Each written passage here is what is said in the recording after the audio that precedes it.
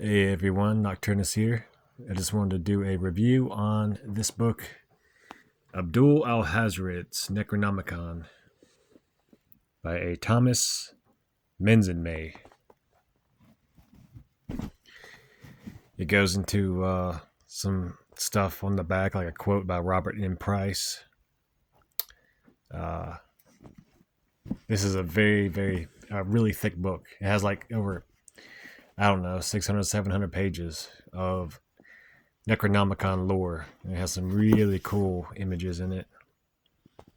I'll be honest, early on when I grabbed it, I was a bit disappointed because I could tell that a lot of it was AI generated. But the longer I owned it, and the more I looked through it, the more I actually kind of started liking it, and took into the account that even if it is mostly made by AI, the person put a lot of effort into making sure that it all, lined up with what would be in the Necronomicon. And as I said, it has some really badass images in it. If you're a chaos magician, you could use this book like for a very, very long time because it has so many different rituals, chants, and things like that in it. What's cool about this thing right here, see how that city is up in the sky? One of the times I passed through the gate, out in space, I saw something exactly like that. It was a city in space, and there was these black and red type reptilian type beings that lived on it. And in the distance, I saw a snake eating a sun, or about to devour a sun. So the place had a definite doom feeling to it. But I saw this in here, and I had memories of that, so I thought that was kind of cool. Some of the wording is in a font that's kind of hard to read, but like that. Inquiring a mind from beyond the veil, I think, or something. Anyways, like I said, it has a lot of chance. If you're somebody deep into the Necronomicon current, like I am, and it has some really interesting sigils and stuff. You can definitely tell that that's AI generated. But another cool thing about AI generated stuff is the AI character believes itself to be the being that is writing the story. So I'm sure they used basically a character that they created called Abdul Alhazred, and it tapped into what he would know. There's the king in yellow. That'd be a cool tattoo. But so it makes it more aligned with the current than somebody writing it, writing the Necronomicon themselves in a lot of ways. Originally, I said don't worry about it, don't get it because it's AI, but I take that back. I'd say give it a go because it's a fun grimoire. It does have that really, really dark feel to it. It has a whole section that's nothing but hymns to Cthulhu. Y'all saw where I came up with a 41, I think, spirits of Cthulhu using some of the chants.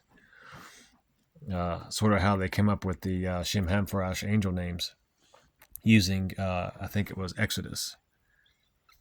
But yeah, I might start working with some of these rituals in here. The one dream incubation for the crawling chaos, it used the chant from in here. But yeah, there were some chants in here that I used in a circle, and it had some really strange effects. Like I saw a pyramid in the distance, and at the top of the pyramid was some tentacled creature. So it was really cool. Here's the 9 dreaded sigils of the abyss, for example. Really surreal stuff, the shining trapezohedron. I haven't translated all this, but this is Nakal Wisdom.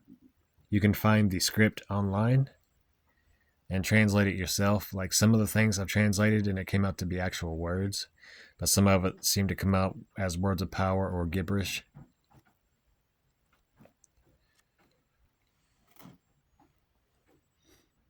Yeah, a lot of barbarous invocations for sure. So if you're good at these archaic chants and stuff, you'll definitely your tongue will definitely get a workout using some of these, and draw some unseen shamblers to the edge of your stone circle or your ritual circle. Anyway, it's a quick review on Abdul Alhazred's Necronomicon. I'd give it about a 7 out of 10, just because how much of it is made using AI. But if you actually read through it, you'll get the feel of the actual current of the Necronomicon. And the Thomas Minzenmay, I wonder if that's a real name or not, but they did a really good job incorporating all that together to form a workable grimoire. Some of the rituals in there I would not recommend, but if you get the book, you'll definitely see why. And some of the herbs and things like that don't exactly exist. But you could substitute things within reason and come up with your own psychodramatic rituals. Anyways, hope y'all enjoyed this review. Infernal Hails.